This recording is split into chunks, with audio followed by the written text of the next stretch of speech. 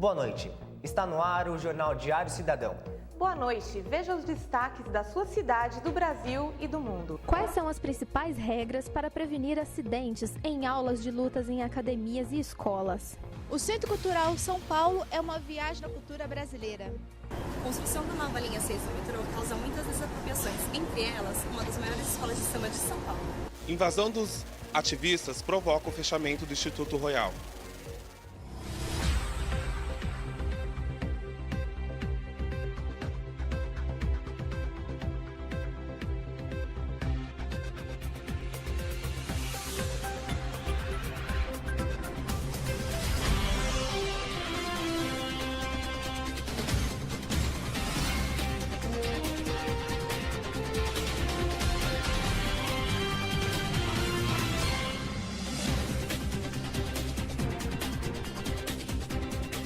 Os moradores da região de São Joaquim e do Bexiga estão sofrendo com a expansão do metrô. Com a chegada da linha 6 laranja, muitas pessoas e entidades públicas têm encontrado transtornos, como mostra a reportagem de Raquel Almeida. Com quase 16 quilômetros de extensão, a nova linha do metrô vai ligar a Vila Brasilândia, na Zona Norte, à Estação São Joaquim, que faz parte da linha azul que fica no centro da cidade. A nova linha 6 laranja, que já foi apelidada de linha das universidades por passar próxima a diversas faculdades, tem sido palco para muitas polêmicas. O novo projeto do metrô irá desapropriar casas, bancos e bares, e entre eles, a sede da Escola de Samba Vai Vai, localizada no bairro do Bexiga. A Escola de Samba Vai Vai, fundada em 1930, que fica localizada na rua São Vicente, na Bela Vista, é um dos locais que, segundo o governo do estado, será desapropriado. A escola, oficialmente, foi fundada em 1930, mas na prática, desde 28.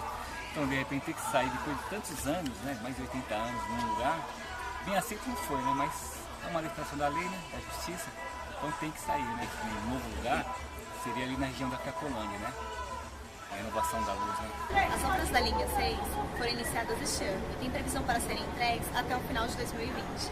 O Instituto Royal, acusado de fazer testes em animais e invadido por ativistas que resgataram cães no mês de outubro, vai encerrar as atividades. O nosso repórter William Matheus tem mais informações sobre o caso. Boa noite, William. Boa noite. No último dia 18, 178 cães da raça Beagle foram resgatados por ativistas no Instituto Royal. Os ativistas alegaram maus tratos aos animais. O Instituto foi fechado, os funcionários foram demitidos, mas o Instituto alega que grande parte das pesquisas foram atingidas, causando inúmeros e grandiosos impactos à medicina brasileira. A qualidade das calçadas na região sul da capital paulista está incomodando e muito os moradores da região da Vila Mariana. A repórter Juliana Andrade traz os detalhes. Na região do Planalto Paulista, grande parte das calçadas estão quebradas. O problema maior encontra-se na Alameda dos Piratinins, onde moradores já sofreram acidentes devido às irregularidades e reclamam da situação. Maria do Carmo relata que já sofreu quedas por causa dos buracos. E aqui mesmo tem no bairro Nobre, tem várias calçadas irregulares, né?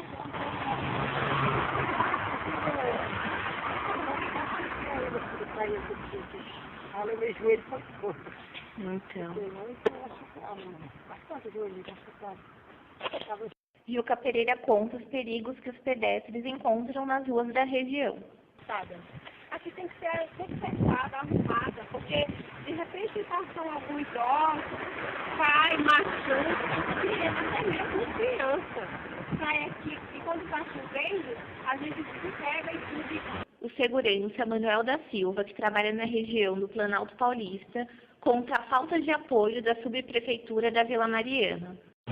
Cada subprefeitura de Vila Mariana arrumar essas calçadas do Planalto Paulista, que as árvores estouram toda a calçada e os proprietários não saem. Então cabe a subprefeitura fiscalizar tudo isso que está acontecendo, porque os cadeirantes que passam aqui, os velhinhos, não têm condições, ficam caindo toda hora.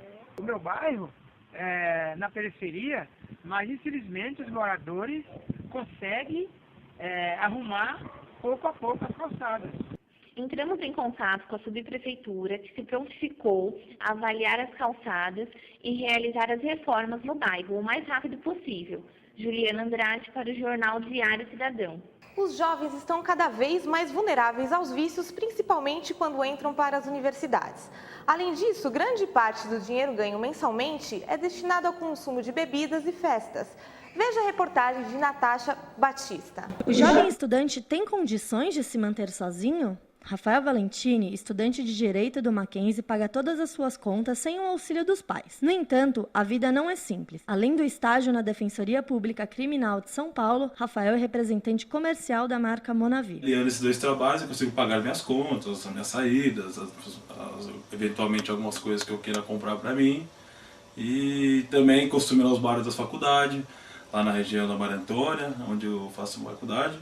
E média talvez deva deixar de cerca de 30, 50 reais, dependendo da noite. Nas proximidades das faculdades, os bares estão sempre cheios de estudante. Os gastos se resumem a cerveja, cigarros e baladas. Na maioria dos casos, o jovem gasta cerca de 150 reais com lazer, totalizando quase que um salário mínimo e equivalente ao valor médio da Bolsa Auxílio de um estagiário. De acordo com a Secretaria Nacional Antidrogas, 78% dos jovens já bebem regularmente e 19% destes já são alcoólatras. Flávia Passo se formou no ano passado em design na ESPM. E quando estagiava, os pais arcavam com suas contas, mas o lazer era por conta dela. Gasolina, essas coisas principais assim, ainda era financiada pelos meus pais. E agora que eu tô formada, tô trabalhando como efetiva, eu ganho um salário um pouquinho mais alto, aproximadamente 2.000. Mas ainda não dá para se sustentar, né? Apesar das dificuldades que o jovem estudante encontra na época do estágio, depois que ele é efetivado, ele consegue tomar as rédeas de suas economias. Esse é o exemplo do estudante de economia da Universidade Mackenzie, Luiz Henrique. Então eu já estou ganhando o triplo do que eu ganhava e tenho um gasto médio de R$2.000 por mês. Então eu consigo pagar tudo e ainda por cima sobra um dinheirinho para minha cervejinha no final do mês. Podemos dividir em 3 grupos grande parte dos jovens que fazem faculdade. O primeiro com jovens que desde que começaram a estudar buscam um estágio na sua área e querem conseguir a sua independência financeira o quanto antes. Esses muitas vezes têm 2 empregos, como vimos um dos jovens na matéria, e costumam trabalhar aos finais de semana. Já no segundo grupo estão os estudantes que se preocupam apenas com seu futuro profissional. Eles fazem estágio, correm atrás do que precisam na faculdade, mas adoram a mordomia de ter tudo pago pelos pais. Assim gastam o dinheiro com baladas, viagens e muita diversão. No terceiro grupo estão os jovens que não se preocupam com o estágio na sua área e começaram uma carreira. Eles gostam da vida que levam, sendo bancados pelos pais e ter como sua única obrigação ir para a faculdade com o carro que ele ganhou quando fez 18 anos. As livrarias das grandes cidades estão cada vez mais modernas e vão além da ideia de somente vender livros. Hoje, elas reúnem cafeterias, seção de eletrônicos, restaurantes e outras atrações destinadas aos apaixonados pela leitura. A reportagem é de Valesca Gertner. Onde você costuma ir para relaxar? Em uma cidade como São Paulo, o que não falta são espaços para encontrar amigos, ler, ouvir música e sentar para tomar um café. Você deve ter pensado em um parque, uma praça, shopping e bares, mas não. Há quem prefira ir a uma livraria para fazer tudo isso. Você tem costume de vir à livraria? Sim. Sempre aqui na segunda vez que eu venho hoje. É. E você vem assim pra quê? Pra ficar um tempão lendo ou você vem só pra... Eu venho pra encontrar amigos, é um ponto de referência. Eu acho que deveriam ter mais livrarias como essa, por exemplo, que é um ponto de encontro. Isso que eu falei, que eu venho fazer aqui 1000 coisas. Que é bem localizado. Então, não é uma simples livraria. Tal. Livrarias proporcionam mais serviços do que apenas vender livros. Hoje em dia, ampliaram seus espaços para atrair o cliente e, ao mesmo tempo, proporcionar mais conforto e construir uma relação mais próxima do que apenas cumprir a sua missão comercial. Veja a seguir, região de São Paulo reúne teatro, dança e música para moradores de todas as idades. O Brasil concorrerá ao Oscar por animação de Luiz Bolognese. Tufão que atingiu as Filipinas pode ter matado mais de 10.000 habitantes na região. Está faltando sangue nos hemocentros. E você vai saber o motivo daqui a pouco no Jornal Diário Cidadão.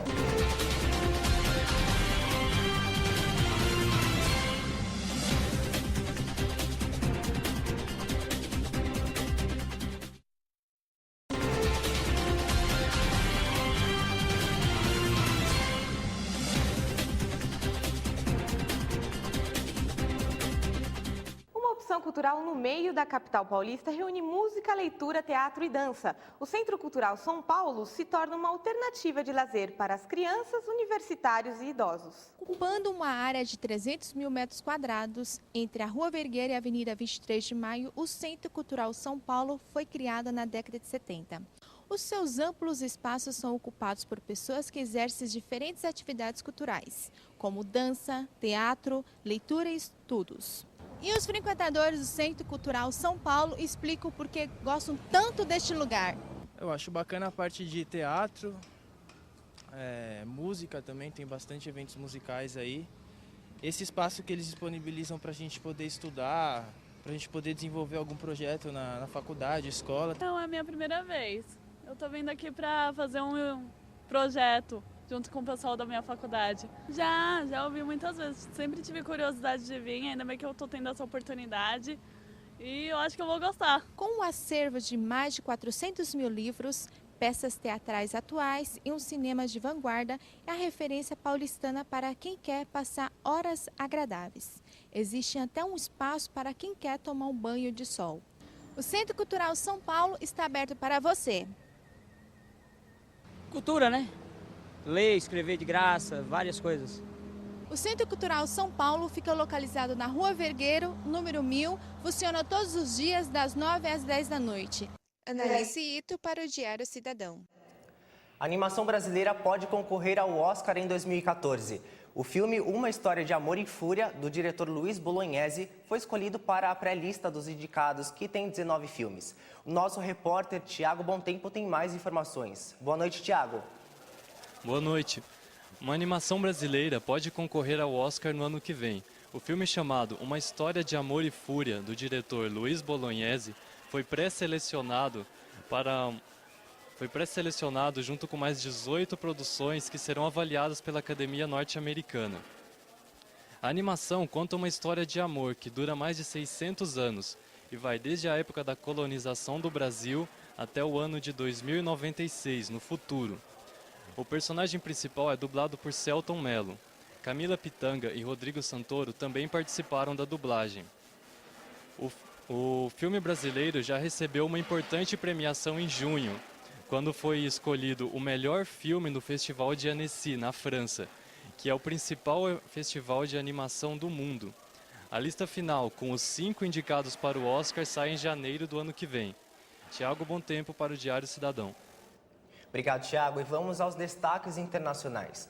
O megatufão Haiyan, uma das tempestades mais fortes já registradas no mundo, matou ao menos 10 mil pessoas na província de Leyte, no centro das Filipinas, afirmou um alto funcionário da polícia, citando o governador no último domingo. Catástrofes colocam em risco 1/4 da população do planeta. Mais informações com o correspondente Yuri Torres. 1/4 da população mundial corre risco graças às mudanças climáticas. Quase 1 em cada 4 pessoas no planeta vive em países que ficam à beira do Golfo de Bengala. A região é totalmente estratégica, vital para os países em ascensão na Ásia. O perigo está em seu litoral baixo, incluindo também regiões costeiras, como a Índia Oriental, Bangladesh, Sri Lanka, Tailândia, Malásia, entre outros países que abrigam mais de 500 milhão de pessoas. Elas que estão vulneráveis à elevação do nível dos mares. As tempestades são as maiores ameaças para a população, como a que atingiu a costa da Índia com a chegada do ciclone Failin, que provocou a retirada de cerca de 800 mil pessoas de suas casas. A escala e o ritmo das tragédias constantes demandam uma cooperação regional urgente. O grande problema que deve ser solucionado é que os países que circundam o Golfo são extremamente divididos por conflitos e desavenças, e precisam se colocar acima de suas diferenças ideológicas e assim abraçarem a interatividade de sua história. O atual embaixador brasileiro na França, José Maurício Bustani, lamenta não ter conseguido impedir a guerra no Iraque. Neste ano, a Organização para a Proibição de Armas Químicas, a OPAC, recebeu o Prêmio Nobel da Paz, graças aos seus 15 anos de trabalho árduo na tentativa de acordos referentes aos armamentos nucleares. Um dos precursores do projeto é o diplomata brasileiro e atual embaixador na França, José Maurício Bustani. No ano de 1997, Bustani foi o primeiro diretor-geral da organização. Na época, quase dobrou o número de países signatários, onde criou também um código de conduta para inspetores em armas químicas. Em 2002, Bustani foi derrubado do cargo por pressões exercidas pelo governo de George W. Bush, que eram contra sua iniciativa de chegar a um acordo para a realização de inspeções no Iraque de Saddam Hussein. Se o país fosse inspecionado, a OPAC poderia constatar a ausência de armas químicas na região, abalando os argumentos americanos para a ofensiva militar que ocorreu em 2003.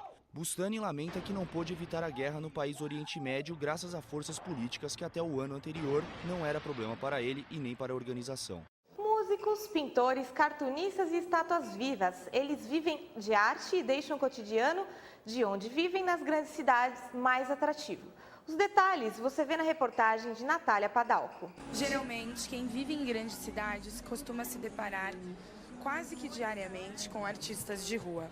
São músicos, pintores, cartunistas, estátuas vivas, pessoas que vivem da sua arte, bem no meio da Avenida Paulista.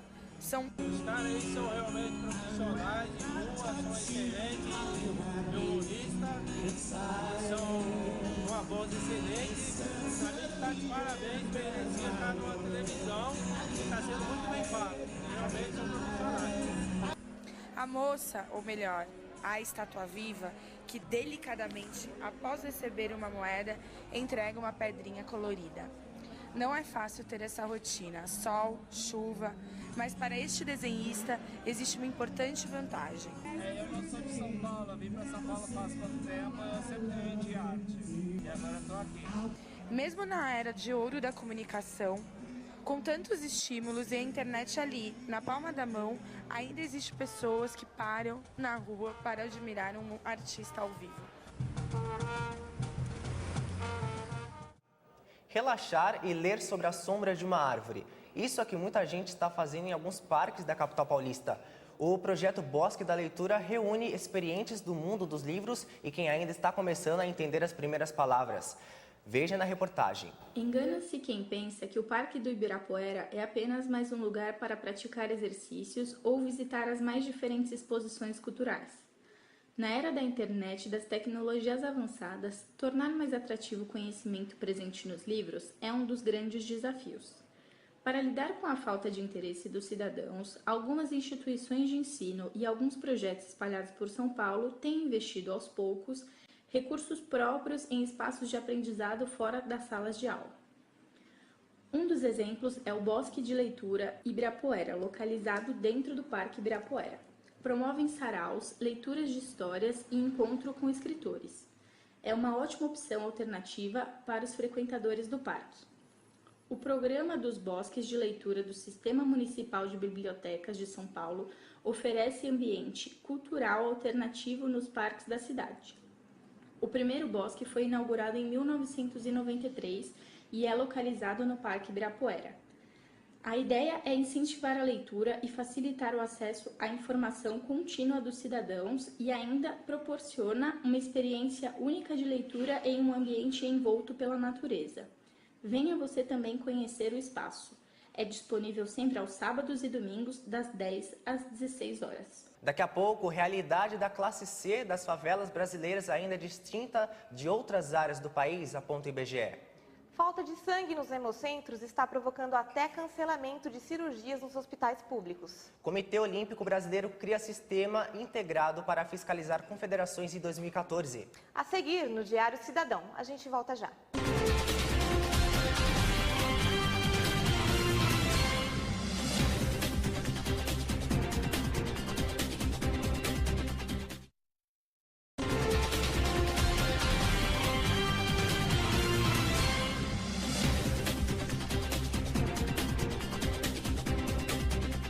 A doação de sangue é uma atitude de solidariedade. No entanto, os hemocentros estão com os estoques vazios em virtude do tempo frio e dos feriados prolongados, períodos em que os acidentes nas estradas aumentam e a demanda para a reposição dos hospitais cresce muito. Doar sangue, uma ação solidária, mas ainda insuficiente. Mesmo com as campanhas publicitárias, os estoques estão muito abaixo do desejável e a situação se agrava, principalmente por causa do tempo frio.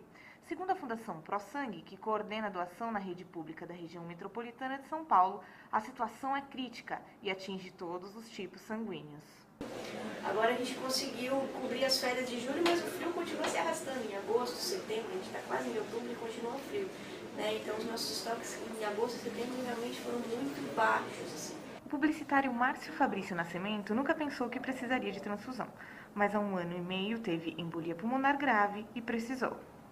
Então eu tinha que abrir o peito e eu precisava de transfusão de sangue, eu precisaria, como é uma cirurgia de grande porte. Aí foi nessa época que eu vi o quanto era importante a transfusão de sangue.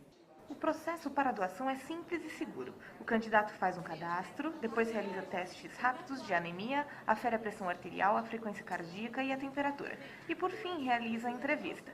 É nessa fase do processo que o maior índice de rejeição acontece. De todo mundo que se candidata, mais ou menos uns 15% não é aprovado na primeira etapa. E o principal motivo de impedimento é o teste da anemia. Leonardo Marinho da Cunha já realizou o processo 16 vezes. Eu comecei a doar por causa de uma avó de um amigo meu que precisava e depois disso eu virei doador constante. Mesmo sendo referência na América Latina, a Fundação ProSangue ainda tem bancos de sangue abaixo da necessidade do país. O ideal que a Organização Mundial de Saúde prega, né, que a gente tem mais ou menos 3% da população como doador de frequência. No Brasil é um pouco menos de 2%. Como a demanda aos bancos de sangue não diminui, os hemocentros esperam melhorar as expectativas agora, com a entrada da primavera. Todos os tipos sanguíneos são bem-vindos, inclusive os dos fatores RH negativo, pois são os mais raros. Para saber mais sobre os postos de coleta, acesse o site oficial da Fundação ProSangue, faça parte das estatísticas dos doadores. E por falar em sangue, os estoques dos hemocentros de São Paulo estão em baixa e estão motivando o cancelamento de cirurgias. É isso mesmo, Raíssa Oliveira? Boa noite. Boa noite. Alguns hospitais de São Paulo correm o risco de ter cirurgias canceladas. Isso porque o estoque de bolsas de sangue na hemorrede do estado, composta por 6 hemocentros, 17 hemonúcleos e 50 postos de coleta, estão abaixo da média. Segundo a Secretaria de Estado da Saúde de São Paulo, os estoques de bolsas de sangue do tipo O positivo e O negativo estão em situação emergencial. Ao meu lado está Mariana Menezes, estudante de jornalismo. Boa noite, Mariana. Na sua opinião, o que falta para as pessoas aderirem à doação de sangue? Boa noite. Bom, eu acho que ainda falta a divulgação. Eles podem utilizar das mídias sociais para poder divulgar. Eu acho que falta informação, acho que para o público. Obrigada. A Fundação ProSangue abastece 120 hospitais na região metropolitana de São Paulo e atualmente está com apenas 40% de sua capacidade. Com a aproximação do final de ano e dos feriados, a necessidade de doação de sangue cresce em virtude do aumento dos acidentes. Responsáveis pelas coletas de sangue convocam a população a doar e colaborar com a regularização dos estoques. Raíssa Oliveira para o Diário Cidadão. Mesmo com as campanhas publicitárias, o povo brasileiro não tem o hábito de doar sangue. Grande parte da população sabe que todo ano os bancos de sangue sofrem para acompanhar a demanda, mas as pessoas só começam a se preocupar com o assunto quando algum conhecido precisa de uma transfusão de sangue ou até a própria pessoa, como vimos no caso dos 2 entrevistados. A Fundação ProSangue, que é uma referência na América Latina, avisa que o ideal é ter 3% da população como doadores frequentes. Portanto, é necessário que o gigante também acorde para este assunto, como tem se manifestado para tantos outros. Aulas de academia muitas vezes podem ser perigosas. Por esse motivo é que professores têm tomado algumas medidas de segurança, principalmente entre os praticantes de artes marciais. Veja na matéria de Marília Sintra. De acordo com o atleta paraolímpico Wagner Moraes, que é faixa preta e professor de judô, as regras de segurança devem ser seguidas à risca em qualquer modalidade. Wagner, você já presenciou algum tipo de acidente durante alguma luta de judô? Sim, vários, 2, 3, vários acidentes que eu presenciei, até em campeonato quanto em treino, né? É consequências, assim, de golpes, golpes de treinos que a pessoa erra e tem esses acidentes, assim. Em algum desses acidentes, você ou algum adversário de luta já foram vítima? Sim, eu no campeonato já fraturei a clavícula e um outro campeonato bem longe desse aí eu também já desmaiei uma pessoa. Quais são as principais medidas que se deve tomar para evitar esse tipo de acidente? Frequência de treino, ouvir os seus técnicos com sabedoria e respeitar o seu treino, né? Respeitar o seu próprio treino e respeitar com quem você está treinando. Existe alguma regra específica para o atleta paralímpico nesses casos? O atleta paralímpico, normalmente os técnicos que cuidam da seleção brasileira, que cuidam dos treinos paralímpicos, eles evitam manter o contato de várias duplas ao mesmo tempo, ao mesmo tatame, né? Manter uma distância, para evitar o impacto. Embora você seja um lutador e professor de judô, você deve conhecer os procedimentos de jiu-jitsu também. Sobre o caso do garoto Gabriel, que perdeu os movimentos dos braços e pernas em uma luta de jiu-jitsu recentemente, você acredita que o golpe que ele sofreu foi legal? Foi legal, é que infelizmente aconteceu desse fato de acontecer esse procedimento, dele não se dar muito bem nisso, né? Mas é legal o golpe, não vi nenhuma ilegalidade. E você acha que teria alguma forma de prevenir? Houve alguma coisa que foi feita de forma incorreta, que poderia ter sido alterada durante essa luta para que o acidente não tivesse acontecido? E o procedimento em si foi correto, a luta foi correta. Eu acho que só que deveria ser mais mesclado em relação ao peso, né? A relação à categoria. Eu acho que a pessoa deveria saber bem mais que ele. E ele entrou para lutar como qualquer um, como eu faria ali também. Então, foi um ato que não foi muito legal, né? Não foi um erro. Muito obrigada, Wagner. Marília Sintra, para o Jornal Cidadão. Com o objetivo de criar uma forte fiscalização, principalmente por causa das Olimpíadas do Rio em 2016, o Comitê Olímpico Brasileiro desenvolveu um novo sistema de fiscalização para as confederações dos esportes. Mais informações com o Matheus Conegliano. Boa noite, Matheus. Boa noite, Rômulo. A partir de 2014, o Comitê Olímpico Brasileiro irá desenvolver um sistema que fiscalizará todas as confederações. Esse novo modelo obriga que as confederações prestem contas, definam em detalhe metas, tudo por meio de um banco de internet. Anteriormente, esses modelos eram feitos separadamente, o que gerava graves problemas financeiros. A Confederação Brasileira de Ginástica, por exemplo, não realizava o pagamento de contas à Federação Internacional, enquanto a Confederação Brasileira de Basquete se afundou em dívidas com o seu patrocinador e com um banco. Rômulo. Obrigado, Matheus. E o Diário Cidadão fica por aqui. Outras informações você acompanha ao longo da nossa programação. Encerramos esta edição com uma crônica elaborada pela nossa redação. Uma boa noite. Boa noite e até a próxima. Um dia estava na praia e observei que um banhista queria saber que horas eram. Pediu a um homem que esbanjava um belo relógio de quartzo para que lhe mostrasse as horas, mas nesse momento exato, a pilha que dura anos pifou, deixando o mostrador assustadoramente branco.